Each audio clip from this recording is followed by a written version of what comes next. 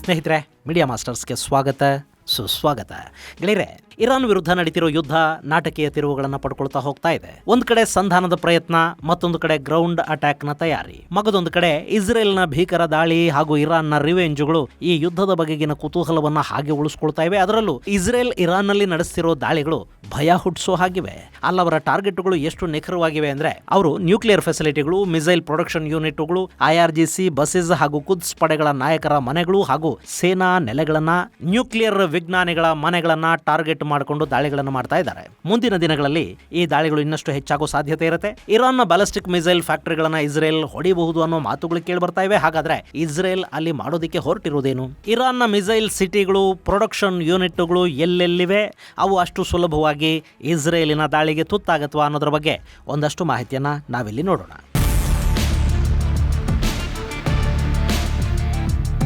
ಗೆಳೆಯರೆ, Israel Iran ವಿರುದ್ಧ ರೊಚ್ಚಿಗೆದ್ದಿದೆ. ಒಂದ್ ಕಡೆ ಹೌತಿಗಳನ್ನ, ಮತ್ತೊಂದು ಕಡೆ ಹೆಜ್ಬುಲ್ಲಾಗಳನ್ನ, ಜೊತೆಗೆ ಇರಾನ್ ಅನ್ನು ಕೂಡ ತಡೆದುಕೊಂಡಿರೋ ಇಸ್ರೇಲ್ ಈ ಬಾರಿ ಅರಬ್ ದೇಶಗಳ ಸಹಾಯವನ್ನ, ಬೆಂಬಲವನ್ನ ಗಳಿಸಿಕೊಂಡಿದೆ. ಇದು ಸದ್ಯಕ್ಕೆ ಇಸ್ರೇಲಿಗೆ ಸಿಕ್ಕ ದೊಡ್ಡ ಜಯದಂತೆ ಕಾಣ್ತಾ ಇದೆ. ಭಾರತದಲ್ಲಿನ ಕೆಲ ಮತಾಂಧರು, ಪಾಕ್ ಮತ್ತು ಬಾಂಗ್ಲಾದಲ್ಲಿನ ಮದರಸಾ ಚಾಪುಗಳನ್ನ ಬಿಟ್ರೆ ಇನ್ಯಾರೂ ಕೂಡ ಇಲ್ಲಿ ಇರಾನ್ ಅನ್ನ ಹೆಚ್ಚು ಬೆಂಬಲಿಸುವುದಕ್ಕೂ ಹೋಗ್ತಾ ಇಲ್ಲ. ಯಾಕೆಂದ್ರೆ ಇರಾನ್ ಏನಾದರೂ ಅಲ್ಲಿ ಅಣುಬಾಂಬನ್ನ ಸಿದ್ಧ ಮಾಡಿಕೊಂಡು ಬಿಟ್ರೆ ಅವರ ಪ್ರಾಕ್ಸಿಗಳ ಕೈಗೆ ಕೂಡ ಅದು ಸಿಗೋ ಸಾಧ್ಯತೆ ಇದೆ. ಅಕಸ್ಮಾತ್ ಹಾಗೇನಾದರೂ ಆಗಿಬಿಟ್ರೆ ಅಕ್ಕಪಕ್ಕದ ಅರಬ್ ದೇಶಗಳು ಕೂಡ ನಾಶ ಆಗುವ ಪರಿಸ್ಥಿತಿ ನಿರ್ಮಾಣ ಆಗುತ್ತೆ. ಈ ಕಾರಣಕ್ಕೆ ಇರಾನ್ ಅಣ್ವಸ್ತ್ರಗಳನ್ನು ಸಿದ್ಧಪಡಿಸ್ಕೊಳ್ಳೋದು ಬೇಡ ಅಂತ ಸಾಕಷ್ಟು ಜನ ಭಾವಿಸ್ತಾ ಇದ್ದಾರೆ. ಹೀಗಾಗಿನೇ ಅರಬ್ ನೆಲದ ಮುಸ್ಲಿಂ ದೇಶಗಳು ಕೂಡ ಇರಾನ್ ವಿರುದ್ಧ ಕಾಲೂರಿಕೊಂಡು ನಿಂತಿವೆ, ಇಸ್ರೇಲ್ನ ದಾಳಿಗಳಿಗೆ ಸಪೋರ್ಟ್ ಮಾಡ್ತಾ ಇವೆ. ಸೊ ಇಲ್ಲಿ ಇಸ್ರೇಲ್ ಈಗ ದಾಳಿಯನ್ನ ಹೆಚ್ಚು ಮಾಡ್ತಾ ಇದೆ. ಅದಕ್ಕೆ ಪ್ರತಿಯಾಗಿ ಇರಾನ್ ಕೂಡ ಇಸ್ರೇಲ್ ಮೇಲೆ ಮಿಸೈಲ್ಗಳ ಮಳೆಯನ್ನ ಸುರಿಸ್ತಾ ಇದೆ. ಇಲ್ಲಿ ಯುದ್ಧ ಅಂದಮೇಲೆ ದಾಳಿ ಪ್ರತಿದಾಳಿಗಳು ಎಲ್ಲ ಸಾಮಾನ್ಯ. ಸೊ ಇಸ್ರೇಲ್ ಈ ಬಗ್ಗೆ ತುಂಬಾ ತಲೆ ಕೆಡಿಸ್ಕೊಳ್ಳೋದಕ್ಕೇನು ಹೋಗಿಲ್ಲ. ಅವರು ಇರಾನ್ ಅನ್ನ ಇನ್ನಷ್ಟು ಭಯಾನಕವಾಗಿ ಹೊಡೆಯೋ ಪ್ರಯತ್ನಗಳನ್ನು ಮಾಡ್ತಲೇ ಇದ್ದಾರೆ. ಮುಂದಿನ ದಿನಗಳಲ್ಲಿ ಈ ದಾಳಿ ಮತ್ತಷ್ಟು ತೀವ್ರತೆಯಿಂದ ಕೂಡಿರುತ್ತೆ ಅನ್ನೋ ಎಚ್ಚರಿಕೆಯನ್ನ ಇಸ್ರೇಲ್ ಇರಾನ್ಗೆ ಕೊಡ್ತಾ ಇದೆ. ಈ ಬಗ್ಗೆ ಮಾಹಿತಿಯನ್ನು ಹಂಚಿಕೊಂಡಿರುವ IDF, ನಾವು ಇರಾನ್ ಮೇಲೆ ಭಾರಿ ಪ್ರಮಾಣದ ದಾಳಿಗಳನ್ನ ಮಾಡಲಿದ್ದೇವೆ. ಇರಾನ್ ಯಾವೆಲ್ಲ ಮಿಸೈಲ್ಗಳನ್ನ ತಯಾರು ಮಾಡುತ್ತೋ ಅವುಗಳ ಮ್ಯಾನುಫ್ಯಾಕ್ಚರಿಂಗ್ ಫ್ಯಾಕ್ಟರಿಗಳನ್ನ ಹೊಡೆದು ಹಾಕ್ತೀವಿ ಅಂತ ಹೇಳಿತ್ತು. ಕಳೆದ ರಾತ್ರಿ ಅಂಥದ್ದೊಂದು ದಾಳಿ ಕೂಡ ನಡೆದು ಹೋಗಿದೆ. ಇರಾನ್ನ ಅತಿ ದೊಡ್ಡ ಮಿಸೈಲ್ ಡಿಪೋ ಅಂತಲೇ ಗುರುತಿಸಿಕೊಳ್ಳುವ ತೆಹರಾನ್ ಮಿಸೈಲ್ ಡಿಪೋ ಮೇಲೆ ಇಸ್ರೇಲ್ ದಾಳಿ ಮಾಡಿದೆ. ಆ ಡಿಪೋ ಇರಾನ್ನಲ್ಲಿರೋ 2 ಪ್ರಮುಖ ಡಿಪೋಗಳ ಪೈಕಿ ಒಂದು. ಅಲ್ಲಿ ಬ್ಯಾಲಿಸ್ಟಿಕ್ ಮಿಸೈಲ್ ತಯಾರಿಗೆ ಬೇಕಾದ ಸಾಕಷ್ಟು ಉಪಕರಣಗಳು ಸಿದ್ಧವಾಗಿದ್ವು ಅಂತ ಹೇಳ್ತಾ ಇದ್ದಾರೆ. ಮಿಸೈಲ್ಗೆ ಬೇಕಾದ ಎಂಜಿನ್ಗಳು, ಡ್ರೋನ್ ತಯಾರಿಗೆ ಬೇಕಾಗುವ ಸಾಮಗ್ರಿಗಳನ್ನು ಇಟ್ಟುಕೊಂಡಿದ್ದ ಜಾಗದಲ್ಲಿ ಭಯಾನಕ ದಾಳಿಯನ್ನು ನಡೆಸಿರೋ ಇಸ್ರೇಲ್ ತಾನು ಹೇಳಿದ ಹಾಗೆ ಇನ್ನಷ್ಟು ಮಿಸೈಲ್ ಸೈಟ್ಗಳನ್ನು, ಮ್ಯಾನುಫ್ಯಾಕ್ಚರಿಂಗ್ ಯೂನಿಟ್ಗಳನ್ನು ಹೊಡೆದು ಹಾಕುವ ಎಚ್ಚರಿಕೆಯನ್ನು ಕೊಡ್ತಾ ಇದೆ. ಸದ್ಯಕ್ಕೀಗ ಇಸ್ರೇಲ್ ಟಾರ್ಗೆಟ್ ಮಾಡಿಕೊಂಡಿರೋ ಇರಾನ್ನ ಮಿಸೈಲ್ ತಯಾರಿಕಾ ಘಟಕಗಳು ಯಾವುವು ಅನ್ನೋದನ್ನ ನೋಡೋದಾದ್ರೆ, ಆ ಪಟ್ಟಿಲಿ ಮೊದಲು ನಮ್ಮ ಕಣ್ಣಿಗೆ ಬೀಳೋದು ಪರ್ಚಿನ್ ಮಿಲಿಟರಿ ಕಾಂಪ್ಲೆಕ್ಸ್. ರಾಜ ಪೆಹಲವಿ ಆಳ್ತಿದ್ದ ಕಾಲದಲ್ಲೇ ಈ ಪರ್ಚಿನ್ ಮಿಸೈಲ್ ಸೈಟ್ ಅನ್ನ ನಿರ್ಮಾಣ ಮಾಡಲಾಯಿತು. ಆ ನಂತರ ಇರಾನ್ ನಲ್ಲಿ ಇಸ್ಲಾಮಿಕ್ ಕ್ರಾಂತಿ ಆದ ಮೇಲೆ ರಷ್ಯಾದ ಬೆಂಬಲ ಪಡ್ಕೊಂಡು ಆ ಸೈಟ್ ಅಲ್ಲಿ ಇರಾನ್ S-4 ಸ್ಯಾಂಡಲ್ ಅನ್ನೋ ಮಿಸೈಲ್ ಅನ್ನ ಸಿದ್ಧ ಮಾಡಿತು. ಅಮೆರಿಕಾದ ಸ್ಯಾಟಲೈಟ್ ಗಳನ್ನ ಗುರುತಿಸಿದ್ವು. 1997ರ ಹೊತ್ತಿಗೆ ಆ ಸೆಂಟರ್ ಅಲ್ಲಿ ದೊಡ್ಡ ಟನಲ್ ಕೂಡ ನಿರ್ಮಾಣ ಆಯಿತು. ಅಲ್ಲಿ ಶಹಾಬ್ 3 ಮಿಸೈಲ್ ಗಳನ್ನ ಸಿದ್ಧಪಡಿಸೋದಕ್ಕೆ ಶುರು ಮಾಡಲಾಯಿತು. ಈ ವಿಷಯವನ್ನ ಕನ್ಫರ್ಮ್ ಮಾಡ್ಕೊಳ್ಳೋದಕ್ಕೆ ಪರ್ಚಿನ್ ನಲ್ಲಿ ಅಣುಬಾಂಬು ತಯಾರಿಗೆ ಸಿದ್ಧತೆ ನಡೆಸಿದ ಆರೋಪದ ಹಿನ್ನೆಲೆಯಲ್ಲಿ ಅಲ್ಲಿಗೆ IAEA ವಿಸಿಟ್ ಅನ್ನು ಮಾಡಿತು. ಆದರೆ ಅಷ್ಟರಲ್ಲಿ ಅಲ್ಲಿದ್ದ ಮಿಸೈಲ್ ತಯಾರಿಕಾ ಘಟಕವನ್ನ ಬೇರೆ ಕಡೆಗೆ ಶಿಫ್ಟ್ ಮಾಡಿದ್ರಿಂದ ಅಲ್ಲಿ ಇಂಟರ್ನ್ಯಾಷನಲ್ ಅಟೋಮಿಕ್ ಎನರ್ಜಿ ಏಜೆನ್ಸಿಗೆ ಏನು ಸಿಗಲಿಲ್ಲ. ಇನ್ನು 2012ರಲ್ಲಿ ಕೂಡ ಇಂಥ ಒಂದು ವಿಸಿಟ್ ಅನ್ನ ಮಾಡಲಾಯಿತು. ಆಗ್ಲೂ ಅಲ್ಲಿ ಮಿಸೈಲ್ಗಳ ಕುರುಹುಗಳೇನೂ ಸಿಗಲಿಲ್ಲ. ಅದಕ್ಕೆ ಕಾರಣ ರಷ್ಯಾದ ಸಹಕಾರದಲ್ಲಿ ಅಲ್ಲಿ ನಿರ್ಮಾಣವಾಗಿರುವ ಸುರಂಗ ಅಂತ ಹೇಳ್ತಾರೆ. IAEAಗೆ ಗೊತ್ತಾಗದಂತೆ ಇರಾನ್ ಅಂಡರ್ಗ್ರೌಂಡ್ ಟನಲ್ಗಳನ್ನು ನಿರ್ಮಾಣ ಮಾಡಿಕೊಂಡಿದೆ. ಆ ಟನಲ್ಗಳ ಒಳಗೆ ಅಲ್ಲಿ ಮಿಸೈಲ್ಗಳನ್ನು ಸಿದ್ಧಪಡಿಸಲಾಗುತ್ತೆ. ಹೀಗಾಗಿನೇ ಇಂಟರ್ನ್ಯಾಷನಲ್ ಅಟೋಮಿಕ್ ಎನರ್ಜಿ ಏಜೆನ್ಸಿಯ ಅಧಿಕಾರಿಗಳಿಗೆ ಅಲ್ಲಿ ಏನೂ ಸಿಗಲಿಲ್ಲ ಅನ್ನೋ ಒಂದು ಮಾತಿದೆ. ಇಷ್ಟಾದರೂ ಈ ಪರ್ಚಿನಲ್ಲಿ ನ್ಯೂಕ್ಲಿಯರ್ ಪ್ರೋಗ್ರಾಮ್ ನಡೀತಿದೆ ಅನ್ನೋ ಭಯ ಇಸ್ರೇಲ್ ಮತ್ತು ಅಮೆರಿಕಾಗಳಿಗೂ ಇದೆ. 2016ರಲ್ಲಿ IAEA ನಡೆಸಿದ ಪರೀಕ್ಷೆಗಳಲ್ಲಿ ಅಲ್ಲಿ ಯುರೇನಿಯಂ ಸಿಕ್ಕಿತ್ತು. ಅಣ್ವಸ್ತ್ರಗಳನ್ನು ಸಿದ್ಧಪಡಿಸಿಕೊಳ್ಳುವ ಪ್ರಯತ್ನಗಳಲ್ಲಾಗಿವೆ ಅಂತ ಹೇಳಲಾಗ್ತಾ ಇತ್ತು. ಹೀಗಾಗಿ ಇಸ್ರೇಲ್ ಈ ಸೈಟ್ ನ ಮೇಲೆ ದೊಡ್ಡ ಪ್ರಮಾಣದ ದಾಳಿಗಳನ್ನು ಮಾಡ್ತಾ ಇದ್ದು, ಇನ್ನಷ್ಟು ದೊಡ್ಡ ಅಟ್ಯಾಕ್ಗಳು ಕೂಡ ಅಲ್ಲಾಗುವ ಸಾಧ್ಯತೆಗಳಿರುತ್ತವೆ. ಈ ಪರ್ಚಿನ್ ಅನ್ನ ಗುರಿಯಾಗಿಸಿಕೊಂಡು ಇಸ್ರೇಲ್ ಮುಂದಿನ ದಿನಗಳಲ್ಲಿ ಮತ್ತಷ್ಟು ಭಯಾನಕ ದಾಳಿಗಳನ್ನು ಮಾಡಿದ್ರೆ ಆಶ್ಚರ್ಯ ಪಡಬೇಕಿಲ್ಲ. ಇದರ ಜೊತೆ ತೆಹರಾನ್ನ ಹೊರವಲಯದ ಕೋಜಿರ್ ನ್ಯಾಷನಲ್ ಪಾರ್ಕ್ ಸಮೀಪ ಇರುವ ಕೋಜಿರ್ ಕಾಂಪ್ಲೆಕ್ಸ್ ಅಲ್ಲಿ ಕೂಡ ದೊಡ್ಡ ಪ್ರಮಾಣದ ಬ್ಯಾಲಿಸ್ಟಿಕ್ ಮಿಸೈಲ್ಗಳ ತಯಾರಿ ನಡೆಯುತ್ತೆ. ಈ ಸೈಟ್ ಪರ್ಚಿನ್ ಸೈಟ್ ಪಕ್ಕದಲ್ಲೇ ಇದೆ. ಇಲ್ಲಿ ಸಾಲಿಡ್ ರಾಕೆಟ್ ಮೋಟಾರ್ಗಳನ್ನು ಬಳಸಿಕೊಂಡು ಇರಾನ್ನ Shahid Hemmat industry industrial group ballistic ಮಿಸೈಲ್ಗಳನ್ನ ಸಿದ್ಧಪಡಿಸ್ತಾ ಇದೆ. ಇಲ್ಲಿ ಕೂಡ ಸಾಕಷ್ಟು ಅಂಡರ್ಗ್ರೌಂಡ್ ಟನಲ್ಗಳನ್ನ ನಿರ್ಮಾಣ ಮಾಡಿದ್ದಾರೆ. ಹೈ ಎಕ್ಸ್ಪ್ಲೋಸಿವ್ಗಳನ್ನ ಇಲ್ಲಿ ಸ್ಟಾಕ್ ಮಾಡಿಟ್ಕೊಳ್ಳಲಾಗಿದೆ. ಇಲ್ಲಿ ರಾಕೆಟ್ ಫ್ಯೂಯಲ್ ಅನ್ನು ಸಿದ್ಧಪಡಿಸುವ ವ್ಯವಸ್ಥೆಯನ್ನು ಕೂಡ ಮಾಡಿದ್ದಾರೆ. ಈ ಸೈಟ್ ಮೇಲೆ ಇಸ್ರೇಲ್ 2020ರಲ್ಲಿ ಹಾಗೂ 24-25ರಲ್ಲಿ ಕೂಡ ದಾಳಿಗಳನ್ನು ಮಾಡಿತ್ತು. ಈಗಲೂ ಅಲ್ಲಿ ದಾಳಿಗಳಾಗ್ತಾ ಇವೆ. ಆದರೆ ಮುಂದಿನ ದಿನಗಳಲ್ಲಿ ಈ ದಾಳಿ ಮತ್ತಷ್ಟು ಹೆಚ್ಚಾಗುವ ಸಾಧ್ಯತೆಗಳನ್ನು ತಳ್ಳಿ ಹಾಕೋದಿಕ್ಕೆ ಸಾಧ್ಯ ಇಲ್ಲ.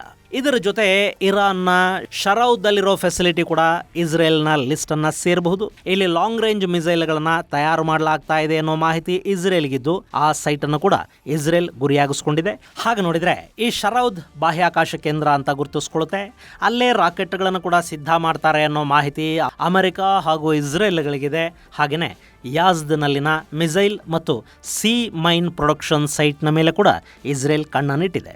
ಈ ಸಿ ಮೈನ್ಗಳ ಕಾರಣದಿಂದಲೇ ಪರ್ಷಿಯನ್ ಗಲ್ಫಲ್ಲಿ ತೈಲ ಹಡಗುಗಳು ಓಡಾಡೋದಕ್ಕೆ ಸಾಧ್ಯ ಆಗದೇ ಇರೋದು. ಗೆಳೆಯರೆ, ಅಲ್ಲಿ ಏನು ಮಾಡಿದ್ದಾರೆ, ಇಡೀ ಪರ್ಷಿಯನ್ ಗಲ್ಫ್ ಹಾಗೂ ಸ್ಟ್ರೈಟ್ ಆಫ್ ಹಾರ್ಮೋಸ್ ಅಲ್ಲಿ ಇರಾನ್ ಆ ಹಾದಿಯ ಉದ್ದಕ್ಕೂ ಮೈನ್ಸ್ ಜಾಲವನ್ನ ಹರಡಿದೆ. ಹೀಗಾಗಿ ಅಲ್ಲಿ ತೈಲ ತುಂಬಿದ ಹಡಗುಗಳು ಅಥವಾ ಯಾವುದೇ ಹಡಗು ಬಂದರೂ ಕೂಡ ಆ ಮೈನ್ಸ್ ನ ಕಾರಣಕ್ಕೆ ಹಡಗುಗಳು ಸ್ಫೋಟಗೊಳ್ಳುವ ಸಾಧ್ಯತೆ ಇರುತ್ತೆ. ಈ ಸಮುದ್ರ ಸ್ಫೋಟಕಗಳ ಮೂಲಕವೇ ಇಡೀ ಜಲಸಂಧಿಯ ಮೇಲೆ ಇರಾನ್ ಇಲ್ಲಿ ತನ್ನ ಆಧಿಪತ್ಯವನ್ನ ಸಾಧಿಸುವ ಪ್ರಯತ್ನವನ್ನು ಮಾಡ್ತಾ ಇದೆ. ಹೀಗಾಗಿ ಆ ಮೈನ್ಸ್ ಮೂಲವನ್ನೇ ಕತ್ತರಿಸಿ ಹಾಕಿಬಿಟ್ರೆ IRGCಗೆ ಸಮುದ್ರ ಮಾರ್ಗದಲ್ಲಿ ಹಿನ್ನಡೆ ಉಂಟಾಗತ್ತೆ ಅಂತ ಇಸ್ರೇಲ್ ಯೋಚಿಸುತ್ತೆ. ಸೊ ಈ ಸೈಟ್ ಮೇಲೆ ದಾಳಿ ಮಾಡೋದಕ್ಕೆ ಇಸ್ರೇಲ್ ತಯಾರಿಗಳನ್ನ ಮಾಡಿಕೊಳ್ತಾ ಇರೋ ಸುದ್ದಿಗಳು ಕೂಡ ಇವೆ. ಇನ್ನು ಈ ಪಟ್ಟಿಲಿ ಪಾರ್ಸ್ ಪ್ರಾವಿನ್ಸ್ ನ ಶಿರಾಜ್ ಮಿಸೈಲ್ ಪ್ಲಾಂಟ್ ಕೂಡ ಇದೆ. ಇಲ್ಲಿ 1970ರಿಂದಲೂ ಮಿಸೈಲ್ ತಯಾರಿ ನಡೀತಾ ಇದೆ. ಶಹಾಬ್ 1, ಸ್ಕೂಬ್ ಬಿ ಸೇರಿದ ಹಾಗೆ ಸಾಕಷ್ಟು ಮಿಸೈಲ್ಗಳನ್ನ ಇಲ್ಲಿ ಸಿದ್ಧಪಡಿಸಲಾಗ್ತಾ ಇತ್ತು. ಇದು ಇರಾನ್ ಡಿಫೆನ್ಸ್ ಇಂಡಸ್ಟ್ರಿ ವಲಯದಲ್ಲಿ ಬಹುದೊಡ್ಡ ಮಹತ್ವವನ್ನ ಪಡ್ಕೊಂಡಿದೆ. ಇನ್ನು ಬಂದರ್ ಅಬ್ಬಾಸ್ ಅಲ್ಲಿ ಕೂಡ ಚೈನಾದ ಸಹಯೋಗದಲ್ಲಿ ಇರಾನ್ ದೊಡ್ಡ ಮಿಸೈಲ್ ಪ್ರೊಡಕ್ಷನ್ ಯೂನಿಟ್ ಅನ್ನ ಸಿದ್ಧ ಮಾಡಿಟ್ಕೊಂಡಿದೆ. ಇಲ್ಲಿ ಕ್ರೂಸ್ ಮಿಸೈಲ್ಗಳು ಹಾಗೂ ನಾವೆಲ್ ಎಕ್ವಿಪ್ಮೆಂಟ್ ಗಳನ್ನ ಸಿದ್ಧಪಡಿಸ್ತಾರೆ. ಇದನ್ನು ಕೂಡ ಇಸ್ರೇಲ್ ಟಾರ್ಗೆಟ್ ಮಾಡಿಕೊಂಡಿದೆ. ಇಲ್ಲಿ IDF ಈಗಾಗಲೇ ಸಾಕಷ್ಟು ದಾಳಿಗಳನ್ನು ಮಾಡಿದ್ದು ಮುಂದಿನ ದಿನಗಳಲ್ಲಿ ಈ ದಾಳಿಯ ತೀವ್ರತೆಯನ್ನ ಮತ್ತಷ್ಟು ಹೆಚ್ಚಿಸುವ ಸಾಧ್ಯತೆ ಕೂಡ ಇರುತ್ತೆ. ಗೆಳೆಯರೆ, ಈಗಾಗಲೇ ಇಸ್ರೇಲ್ ಇರಾನ್ ನಲ್ಲಿ ತನ್ನ ತೀವ್ರ ಪ್ರಮಾಣದ ದಾಳಿಗಳನ್ನ ಮುಂದುವರಿಸ್ತಾ ಹೋಗ್ತಾ ಇದೆ. ಇದುವರೆಗೆ ಸುಮಾರು 200ಕ್ಕೂ ಹೆಚ್ಚು ನಗರಗಳನ್ನ ಪಟ್ಟಣಗಳನ್ನ ಟಾರ್ಗೆಟ್ ಮಾಡಿಕೊಂಡು ಇಸ್ರೇಲ್ ದಾಳಿ ಮಾಡಿದೆ ಅಂತ ಇರಾನ್ ಹೇಳ್ತಾ ಇದೆ. ಹಾಗೆ ಅಲ್ಲಿ 2,000ಕ್ಕೂ ಹೆಚ್ಚು ಜನ ಸಾವಿಗೀಡಾಗಿದ್ದಾರೆ. ಅದರಲ್ಲಿ ಬಹುತೇಕರು IRGC ಬಾಸಿಸ್ ಪಡೆಗಳ ಕಮಾಂಡರ್ಗಳು, ಸಿಬ್ಬಂದಿ, ಕ್ಯಾಡರ್ಗಳಿದ್ದಾರೆ. 2ನೇ ಹಂತದ ಕಮಾಂಡರ್ಗಳನ್ನು ಕೂಡ ಇಸ್ರೇಲ್ ಇಲ್ಲಿ ಟಾರ್ಗೆಟ್ ಮಾಡಿಕೊಂಡು ಕೊಂದು ಹಾಕ್ತಾ ಇದೆ. ತೆಹರಾನ್ ಮೇಲೆ ದೊಡ್ಡ ಪ್ರಮಾಣದ ದಾಳಿಗಳಾಗಿವೆ. ಅಲ್ಲಿನ ಮಿಲಿಟರಿ ಬೇಸ್ ಅನ್ನ ಉಡಾಯಿಸ್ತಾ ಇದ್ದಾರೆ. ನ್ಯೂಕ್ಲಿಯರ್ ಫೆಸಿಲಿಟಿಗಳನ್ನ ಹೊಡಿತಾ ಇದ್ದಾರೆ ಅನ್ನೋ ಮಾಹಿತಿಗಳು ಆಗಾಗ ಬರ್ತಲೇ ಇರುತ್ತವೆ. ಆದ್ರೆ ಇಸ್ರೇಲ್ ನ ಟಾರ್ಗೆಟ್ಗಳಲ್ಲಿ ಎಷ್ಟು ನಿಖರವಾಗಿರುತ್ತವೆ ಅಂದ್ರೆ ಅವರು ಮಿಸೈಲ್ ಪ್ರೊಡಕ್ಷನ್ ಯೂನಿಟ್ ಗಳನ್ನ ಟಾರ್ಗೆಟ್ ಮಾಡಿಕೊಂಡ್ರೆ ಆ ಮಿಸೈಲ್ ಪ್ರೊಡಕ್ಷನ್ ಯೂನಿಟ್ಗಳು ಮಾತ್ರ ನಾಶ ಆಗ್ತಾ ಹೋಗುತ್ತವೆ. ಇಲ್ಲಿ ಇರಾನ್ ಈಗಾಗಲೇ ಸ್ಟಾಕ್ ಮಾಡಿಟ್ಕೊಂಡಿರೋ ಮಿಸೈಲ್ಗಳನ್ನ ಇಸ್ರೇಲ್ ಮೇಲೆ ಬಳಸೋ ಮೂಲಕ ಅಲ್ಲಿ ವಿಧ್ವಂಸಗಳನ್ನ ಸೃಷ್ಟಿ ಮಾಡ್ತಾ ಇದೆ. ಆದ್ರೆ ಆ ಮಿಸೈಲ್ಗಳು ಖಾಲಿಯಾದ ನಂತರ ಅವರಿಗೆ ಮತ್ತೆ ಮಿಸೈಲ್ಗಳನ್ನ ಸಿದ್ಧ ಮಾಡ್ಕೊಳ್ಳೋದಕ್ಕೆ ಸಾಧ್ಯ ಆಗಬಾರದು ಅನ್ನೋ ಕಾರಣಕ್ಕೆ ಇಸ್ರೇಲ್ ಮಿಸೈಲ್ ಕಾರ್ಖಾನೆಗಳನ್ನ ಗುರಿಯಾಗಿಸ್ಕೊಂಡು ದಾಳಿ ಮಾಡ್ತಾ ಇದೆ. ಅದರ ಭಾಗವಾಗಿನೇ ಮೊನ್ನೆ ಅಲ್ಲಿನ ಸ್ಟೀಲ್ ಪ್ಲಾಂಟ್ ಮೇಲೆ ಕೂಡ ಇಸ್ರೇಲ್ ದಾಳಿ ಮಾಡ್ತು. 2 ಸ್ಟೀಲ್ ಪ್ಲಾಂಟ್ಗಳನ್ನು ಕೂಡ ಹೊಡೆದು ಹಾಕಿದೆ. ಜೊತೆಗೆ ಅಮೆರಿಕ ಕಳುಹಿಸಿರುವ ನಿಬಂಧನೆಗಳ ಪಟ್ಟಿಯಲ್ಲಿ ಇರಾನ್ ಮೇಲೆ ಮಿಸೈಲ್ ಕ್ಯಾಪ್ ಆಗೋ ಪ್ರಸ್ತಾಪ ಕೂಡ ಇದೆ. ಒಂದು ವೇಳೆ ಆ ಮಿಸೈಲ್ ಕ್ಯಾಪ್ ಅನ್ನ ದಾಟಿದ್ದೇ ಆದಲ್ಲಿ ಮತ್ತೆ ಆ ಸೈಟ್ಗಳ ಮೇಲೆ ದಾಳಿ ಮಾಡುವ ಅವಕಾಶ ಕೂಡ ಇರುತ್ತೆ. ಹೀಗಾಗಿ ಅಲ್ಲಿ ಮಿಸೈಲ್ ದಾಸ್ತಾನುಗಳ ಜೊತೆಗೆ ಮಿಸೈಲ್ ತಯಾರಿಕಾ ಘಟಕಗಳನ್ನು ಕೂಡ ನಾಶ ಮಾಡೋ ನಿಟ್ಟಲ್ಲಿ ಇಸ್ರೇಲ್ ದೊಡ್ಡ ಪ್ರಯತ್ನವನ್ನು ಮಾಡ್ತಾ ಇದೆ. ಅವ್ರ ಹತ್ರ ಇದ್ದ 450ಕ್ಕೂ ಹೆಚ್ಚು ಮಿಸೈಲ್ ಲಾಂಚರ್ಗಳ ಪೈಕಿ ಈಗಾಗಲೇ 350ಕ್ಕೂ ಹೆಚ್ಚು ಲಾಂಚರ್ಗಳನ್ನ ನಾವು ನಾಶ ಮಾಡಿದೀವಿ ಅಂತ ಕೂಡ ಇಸ್ರೇಲ್ ಹೇಳ್ಕೊಳ್ತಾ ಇದೆ. ಈ ಕಾರಣಕ್ಕಾಗಿನೇ ಆರಂಭದ ದಿನಗಳಿಗೂ ಆ ನಂತರದ ದಿನಗಳಿಗೂ ಇರಾನಿನ ಮಿಸೈಲ್ ಉಡಾವಣಾ ಶಕ್ತಿ ಮತ್ತು ಉಡಾವಣೆಯಾಗ್ತಾ ಇರುವ ಮಿಸೈಲ್ಗಳ ಸಂಖ್ಯೆ ದೊಡ್ಡ ಪ್ರಮಾಣದಲ್ಲಿ ಕುಸಿತವನ್ನ ಕಂಡಿದೆ ಅನ್ನೋ ಮಾಹಿತಿಗಳು ಬರ್ತಾ ಇವೆ.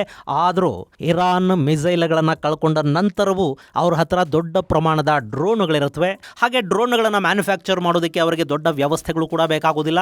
ಈ ಹಿಂದೆ ರಷ್ಯಾದಲ್ಲಿ ಯುಕ್ರೇನ್ನ ವಿರುದ್ಧ ಬರೀ 10 ದಿನಗಳಲ್ಲಿ ಡ್ರೋನ್ ಫ್ಯಾಕ್ಟರಿಯನ್ನು ನಿರ್ಮಾಣ ಮಾಡಿ ಡ್ರೋನ್ ತಯಾರಿಯನ್ನು ಕೂಡ ಶುರು ಮಾಡಿತ್ತು ಇರಾನ್. ಹೀಗಿರುವಾಗ ಅವರದ್ದೇ ನೆಲದಲ್ಲಿ ಸಣ್ಣ ಡ್ರೋನ್ ಫ್ಯಾಕ್ಟರಿಗಳನ್ನು ಮಾಡಿಕೊಳ್ಳೋದಕ್ಕೆ ತಡೆಯೋದಕ್ಕೆ ಇರಾನ್ಗೆ ಕಷ್ಟ ಕೂಡ ಆಗಲಾರದು. ಸೊ ಇಸ್ರೇಲ್ ಇಲ್ಲಿ ಆರಂಭದಲ್ಲಿ ಇರಾನಿನ ಆಯಕಟ್ಟಿನ ಜಾಗಗಳನ್ನು ಗುರಿಯಾಗಿಸ್ಕೊಂಡು ದೊಡ್ಡ ಪ್ರಮಾಣದ ದಾಳಿಗಳನ್ನು ಮಾಡ್ತಾ ಹೋಗ್ತಾ ಇದೆ. ಇದು ಗೆಳೆಯರೆ ಇರಾನ್ನಲ್ಲಿ ಇಸ್ರೇಲ್ ಟಾರ್ಗೆಟ್ ಮಾಡ್ಕೊಳ್ತಾ ಇರೋ ಸ್ಥಳಗಳ ಕುರಿತಾದ ಒಂದಷ್ಟು ಮಾಹಿತಿ. ಮುಂದಿನ ಸಂಚಿಕೆಯಲ್ಲಿ ಮತ್ತಷ್ಟು ವಿಶೇಷಗಳ ಜೊತೆ ಮತ್ತೆ ಭೇಟಿಯಾಗೋಣ. ಅಲ್ಲಿವರೆಗೆ ಜೈ ಹಿಂದ್, ಜೈ ಕರ್ನಾಟಕ.